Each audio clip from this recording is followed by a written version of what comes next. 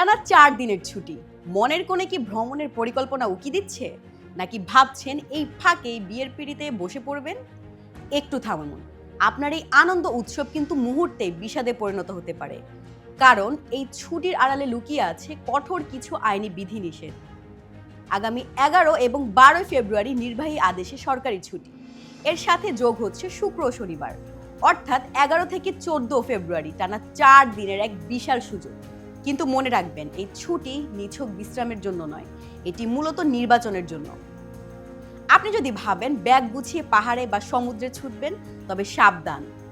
নির্বাচনের কারণে সারা দেশে বাস, ট্রাক, মাইক্রোবাস এবং মোটরসাইকেল চলাচল থাকবে কঠোর নিষেধাজ্ঞা। ব্যক্তিগত গাড়ি নিয়েও পড়তে পারেন তল্লাশিতে। মাঝপথে গাড়ি আটকে গেলে আপনার পুরো ট্রিপটাই মাটি হয়ে যাবে। যারা এই ছুটিতে বিয়ের পরিকল্পনা করছেন তাদের জন্য সতর্কবার্তা। ভোটের দিন ভোট কেন্দ্রের আশেপাশে কোনো ধরনের মাইক, ডিজে পার্টি বা আতশবাজি ফোটানো সম্পূর্ণ নিষিদ্ধ।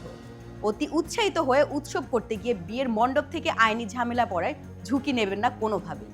ভোট দেওয়া কোনো অপশনাল বিষয় নয়, এটি আপনার নাগরিক দায়িত্ব। তাই যত্রতত্র না ঘুরে বেরিয়ে পড়েন আপনার মূল্যবান ভোটটি দিতে। ছুটি উপভোগ করুন, তবে আইন মেনে। সচেতন থাকলেই আপনার আনন্দ হবে নিরাপদ। ভোট দিন, সুস্থ থাকুন।